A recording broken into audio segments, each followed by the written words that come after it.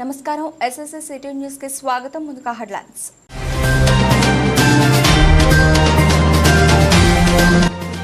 అపర భద్రాద్రి ఇల్లందకుంట శ్రీ సీతారామచంద్ర స్వామి దేవాలయం సీతారాముల కళ్యాణానికి ముస్తాబు.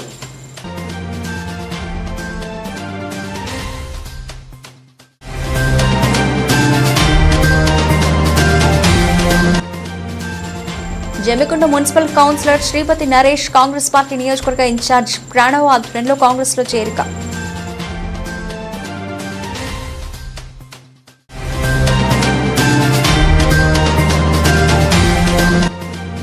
ప్రజాస్వామ్యయుతంగా రాజ్యాంగబద్ధంగా పాలకులు చేస్తున్న ప్రభుత్వాలకు ఓటు వేయాలని మానవ హక్కుల వేదిక ఆధ్వర్యంలో కరపత్రాలు పంపిణీ.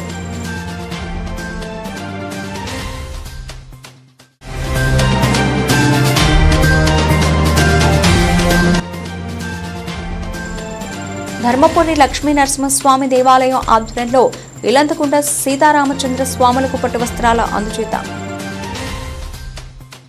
అపర భద్రాద్రిగా ప్రసిద్ధి చెందిన ఇల్లంతకుంట శ్రీ సీతారామచంద్ర స్వామి దేవాలయంలో సీతారాముల కళ్యాణ వేడుకను నిర్వహించేందుకు ఆలయ అధికారులు సర్వసిద్ధం చేశారు.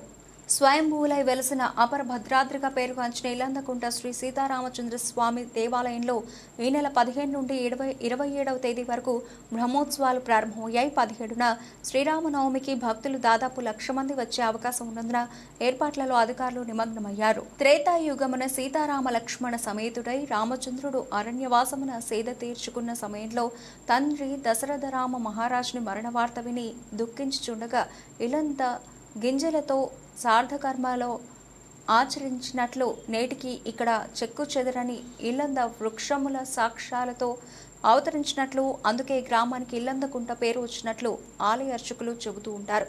ఉత్సవమూర్తులకు పుట్టుమచ్చలు ఉండడం ఇక్కడి ఆలయ ప్రత్యేకత. రాముడు అరణ్యవాసంలో భాగంగా ఈ చుట్టుపక్కల గ్రామాల్లో సంచరించారని ఇక్కడి పూర్వీకులు పెద్దలు చెబుతూ ఉంటారు. అందుకే ఈ గ్రామాలకు లక్ష్మాజీపల్లి, శ్రీరాములపల్లి, లక్ష్మణపల్లె, సిరిసేడు, సీతంపేట పేర్లు ఉన్నాయి. 15 నుండి 27వ తేదీన జరగబోయే బ్రహ్మోత్సవాలకు శ్రీరామనవమికి భక్తులకు ఎలాంటి ఇబ్బందులు తలెత్తకుండా కలెక్టర్ పమేల సత్పతి, సిపి అభిషేక్ మోహంతి దేవాదాయ శాఖ ఆదేశాల మేరకు ఆలయ నిర్వహణ అధికారి కందుల సుధాకర్ అన్ని ఏర్పాట్లు చేశారు. శ్రీరామనవమికి వచ్చే భక్తులకు జమ్మికుంట రైస్ మిల్లర్స్ అసోసియేషన్ ఆధ్వర్యంలో మహానదాన కార్యక్రమాన్ని నిర్వహించారన్నారు. అలాగే భక్తులకు ఎలాంటి ఇబ్బందులు తలెత్తకుండా 108, 104 వాహనాలను వైద్య సిబ్బంది ఏర్పాటు చేయనున్నారు.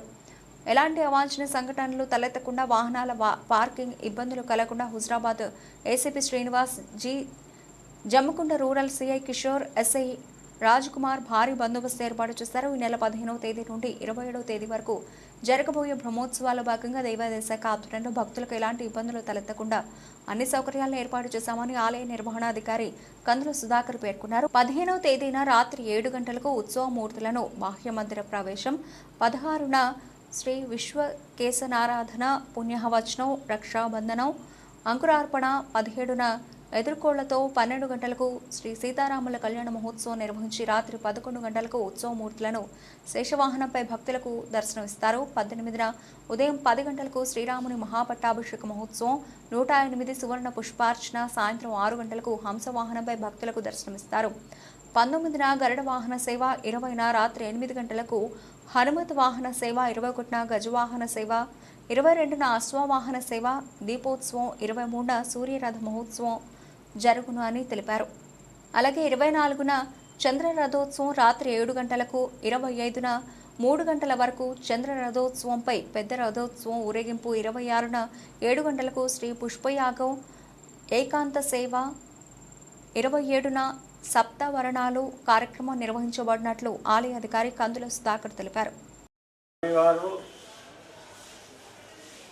ఇదే స్థలము చాలా నాకు విశేషంగా ఉంది అని ఎక్కడ లేని విధంగా అనంతశయన రామునిగా, ఉత్తరాభిముఖుడుగా, మోక్షరామునిగా రామచంద్రమూర్తి అనంతశయనం మీద పడుకొని సీతమ్మ వారి పాదసేవ చేస్తూ లక్ష్మణస్వామి వింధ్యావనం వేస్తున్నట్లుగా రామచంద్రమూర్తి వెలిసిన తర్వాత ఆ ఇల్లంత చెట్టు ప్రాశస్తం వలన ఆ త్రేతాయుగం నాడే ఇల్లంద కుండ అంటే పల్లవ ప్రదేశం కాబట్టి ఇల్లంద చెట్టు ప్రాశస్తం వలన ఇల్లంద కుంటగా నామకరణం చేయడం జరిగింది. అప్పుడు ఈ గ్రామాలు ఇవన్నీ ఏమి లేవు. ఆ తర్వాత ఇల్లంద చెట్టు ప్రాశస్తమైంది. తండ్రి పితృతర్పణాలు వదలడానికి ఇల్లంద పలుకులతో పితృతర్పణాలు వదిలినట్లుగా, అందుకోసమే అయోధ్య మధుర మాయా కాశీ అని చెప్పి ఏ విధంగా మనం చెప్పుకుంటామో అదేవిధంగా గయకు సమానమైనటువంటిది ఇల్లందకుండ క్షేత్రము. ఇట్టి క్షేత్రము స్వయంభూ క్షేత్రము. ముఖ్యంగా నభూతో నభవిష్యత్ అన్నట్లుగా మూల విరాటు రాతికి వెలిసింది. ఉత్సవమూర్తులు కూడా భగవంతుడే తాను స్వయంగా చేసిన మూర్తి కాబట్టి స్వయం వ్యక్తమూర్తిగా పేరుగాంచింది. అట్టి ఉత్సవమూర్తులు పూర్వకాలము ఇక్కడనే ఉండడం జరిగిందట. ఋషి ప్రోక్తంగా జరిగినటువంటి ఈ దేవాలయం, ఇటువంటి దేవాలయంలో పాంచరాత్రాగమోక్త ప్రకారంగా అనాది నుండి ఈనాటి వరకు కూడా పాంచరాత్రాగమోక్త శాస్త్ర ప్రకారంగా జరుగుతున్నటువంటి క్షేత్రము. ఇట్టి క్షేత్రము రాను రాను దినదినాభివృద్ధిగాను వృద్ధి చెందుతూ ఆ తర్వాత గ్రామాలన్నీ అరణ్యమంతా తీసేసి ఆ తర్వాత గ్రామాలు ఎట్లా పొందుపరిచారో అట్టే గ్రామాలలో భాగంగా ఇల్లంతకుండా కూడా ఒక గ్రామం ఏర్పడింది. ఆ గ్రామం ఏర్పడిన తర్వాత పూర్వంలో భగవద్ భక్తులు గ్రామంలో ఒక దేవాలయం నిర్మించి అక్కడ రామానుజ వారిని ప్రతిష్టాపన చేయడం జరిగిందట. రామచంద్ర స్వామి దేవస్థానం ఇల్లంతకుంట. ఈ యొక్క దేవాలయం త్రేతాయుగం నాటిది 800 సంవత్సరాల కాలం కింది అని చెప్పి పూర్వీకులు చెప్తున్నారు. ఇక్కడి ఉత్సవమూర్తులు శ్రీరాముడు తనుగా తాను చేసుకున్న కాబట్టి మూల విరాట్ మాత్రమే ఇక్కడ నిలిచిన దేవుడు. ఇక్కడ సీతారామచంద్ర స్వామి అరణ్యవాసం ప్రయాణించినప్పుడు ఇక్కడ ఈ ఇల్లందకుంట దేవస్థానం ఇల్లందకుంట పరిధిలోకి రాగానే తన యొక్క తండ్రి మరణవార్త విని దశరథ మహారాజు మరణవార్త విని ఇల్లంద వృక్ష గింజలతోటి పితృతర్పణ చేయడం జరిగింది.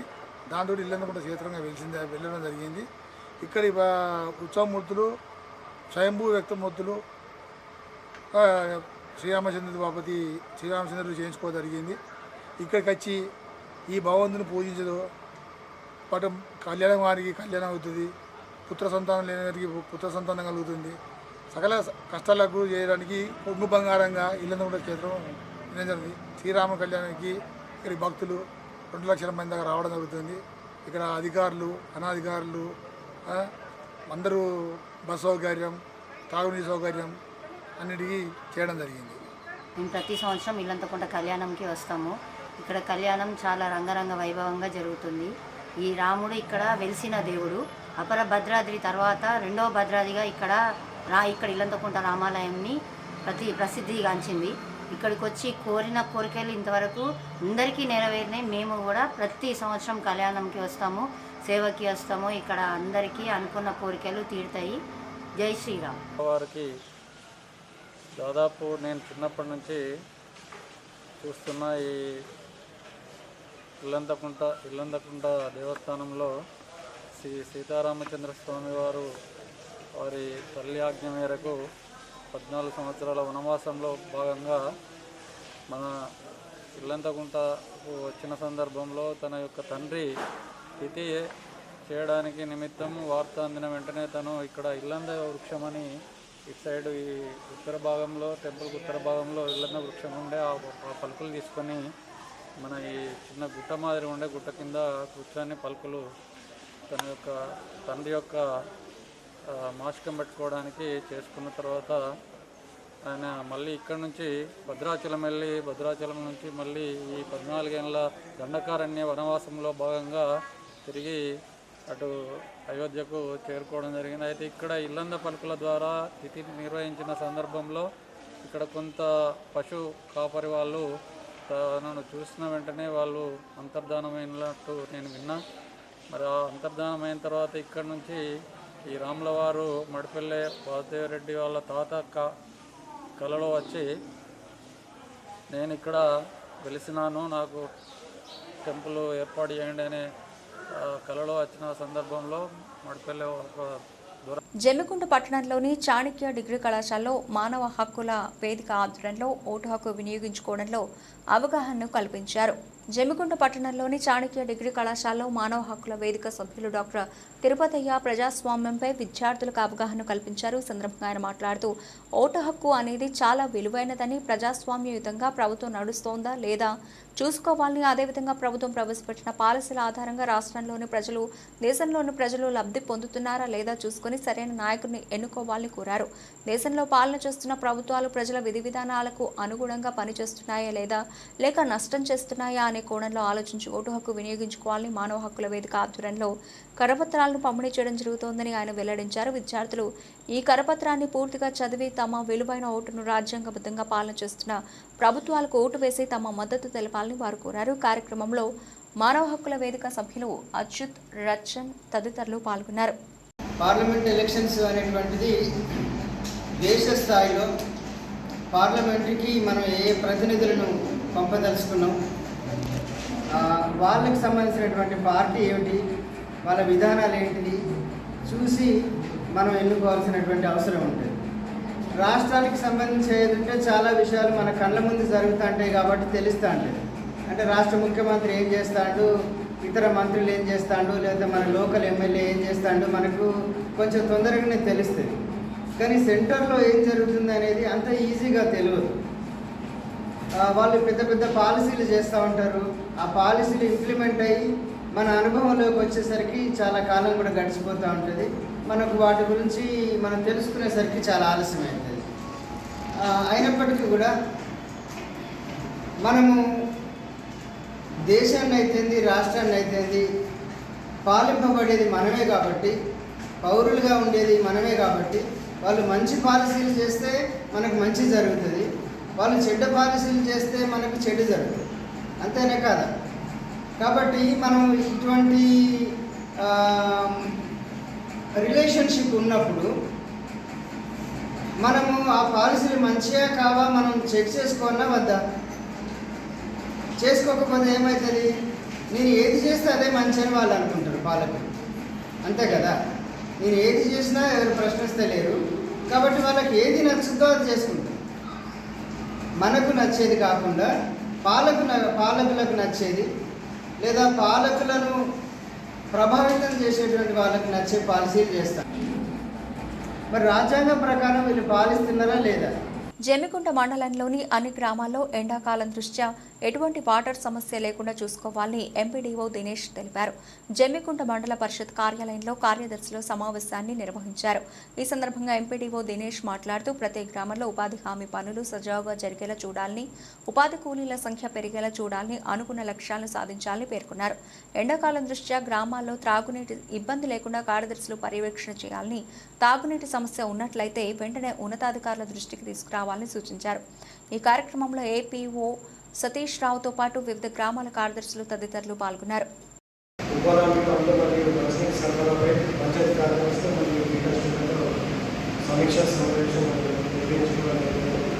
ప్రతి గ్రామంలో ఉపాధి పనులు జరుగుతుందా ఎక్కువ మొత్తంలో లేబర్లు హాజరు కావాల్సిందిగా పంచాయతీ కార్యదర్శులతో ఇల్లు తీసుకోవడం జరుగుతుంది. మండల యావరేజ్గా ప్రతిరోజు మండలంలో 20,000 మంది లేబర్లు హాజరు కావాల్సిందిగా ఆదేశాలు జారీ చేయడం అయింది. మరియు మండలంలో ఎక్కడ కూడా మంచినీటి సమస్య లేకుండా వెంటనే సమస్య ఏర్పడగా వెంటనే తను మరమ్మతులు చేసి మంచినీటి సరఫరా ఇవ్వడానికి అందరూ పంచాయతీ కార్యదర్శులు తమకు చర్యలు తీసుకోవాల్సిందిగా ఈ సమావేశంలో తెలియజేయడం.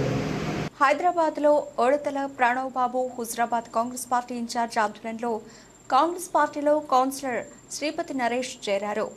ఈ సందర్భంగా శ్రీపతి నరేష్ మాట్లాడుతూ తనకు సహకరించిన మంత్రి పొన్నం ప్రభాకర్ అన్న, మానకొండూరు ఎమ్మెల్యే కవ్వంపల్లి సత్యనారాయణ, డీసీసీ అధ్యక్షులు ఒడతల ప్రణవ్ బాబు, హుజరాబాద్ కాంగ్రెస్ పార్టీ ఇన్ఛార్జ్ సాయిని రవి, యూత్ కాంగ్రెస్ జిల్లా ఉపాధ్యక్షులు పత్తి కృష్ణారెడ్డి, గూడెపు సారంగపాణి, దేశ్ని కోటి, ములుగురి సదయ్య, గడ్డం దీక్షిత్ గౌడ్, పట్టణ కాంగ్రెస్ నాయకులకు, ఎన్ఎస్యుఐ నాయకులకు కృతజ్ఞతలు తెలిపారు. అపర భద్రాద్రి ఇల్లందకుంట శ్రీ సీతారామచంద్రస్వామి బ్రహ్మోత్సవాల్లో భాగంగా నేడు జరిగే కళ్యాణ మహోత్సవానికి ధర్మపురి పుణ్యక్షేత్రం నుండి పట్టు వస్త్రాలను సమర్పించారు. ఇల్లందకుంట శ్రీ సీతారామచంద్రస్వామి కళ్యాణ మహోత్సవానికి ధర్మపురి పుణ్యక్షేత్రం నుండి పట్టు వస్త్రాలను ఆలయ ప్రధాన అర్చకులు నంబి శ్రీనివాసాచార్యులు చామర్తి ముత్యాల శర్మతో పాటు senior assistant Alpala Srinivas, junior assistant Vavilala Tirupathi దేవాలయానికి తీసుకుని రాగా ఆలయ వేద పండితులు వేద మంత్రోచ్చారణల నడుమ మేళతాళాలతో ఘన స్వాగతం పలికారు. అనంతరం ఆలయ ఈవో కందుల సుధాకర్కు పట్టు వస్త్రాలను అప్పగించారు. ఈ సందర్భంగా ధర్మపురి నుండి వచ్చిన పూజారులు గర్భగుడిలో గల సీతారామచంద్ర స్వాములను దర్శించుకుని మొక్కులు చెల్లించుకున్నారు. ఆలయ అధికారులు వేద పండితులను, ఆలయ సిబ్బందిని ఘనంగా సన్మానించారు.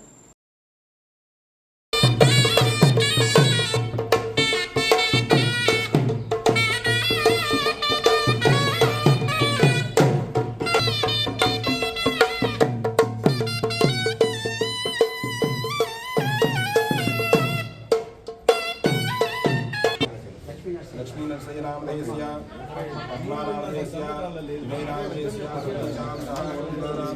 आयुष्यादुर्गतं पार्वतीसमेत रामलिंगेश्वर स्वामिदेवता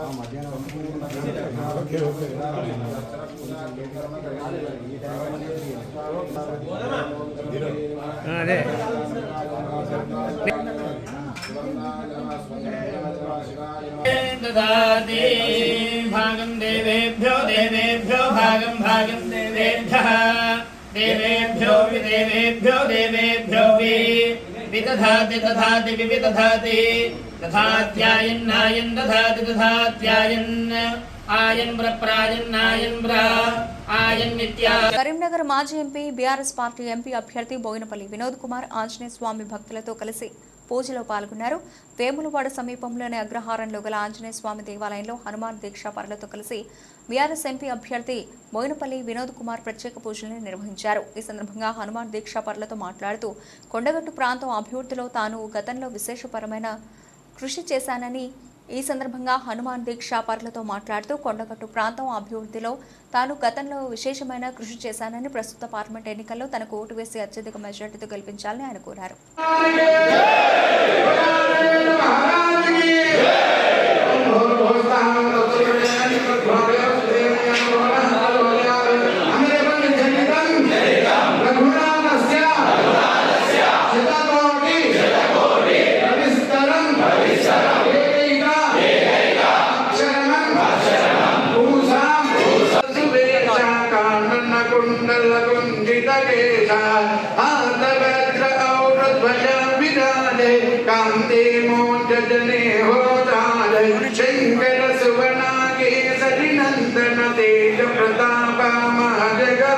జమ్మికుంట మున్సిపాలిటీ పరిధిలోని రామన్నపల్లి గ్రామానికి చెందిన కులకాని రాజయ్య అనే వ్యక్తి ఈ నెల 9వ తారీఖు నుండి కనపడడం లేదని అతని భార్య రజిత పోలీసులకు ఫిర్యాదు చేసింది.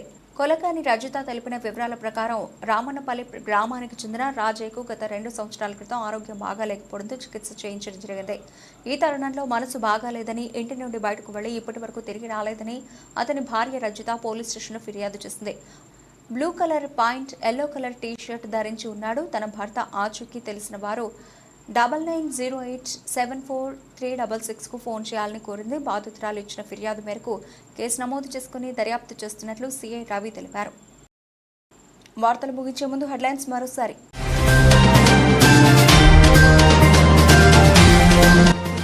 అపర భద్రాద్రి ఇల్లందకుంట శ్రీ సీతారామచంద్రస్వామి దేవాలయం సీతారాముల కళ్యాణానికి ముస్తాబు.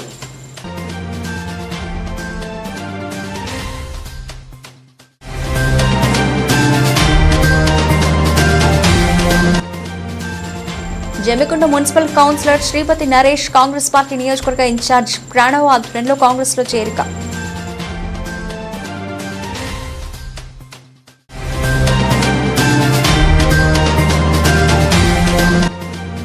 ప్రజాస్వామ్యయుతంగా రాజ్యాంగబద్ధంగా పాలకులు చేస్తున్న ప్రభుత్వాలకు ఓటు వేయాలని మానవ హక్కుల వేదిక ఆధ్వర్యంలో కరపత్రాలు పంపిణీ.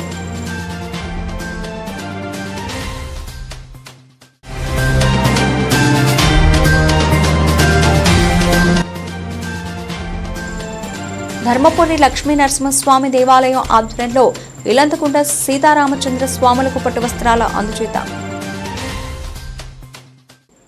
ఈ వార్తలు ఇంతటితో సమాప్తం. తిరిగి వార్తలు మళ్ళీ కలుద్దాం. అంతవరకు సెలవు.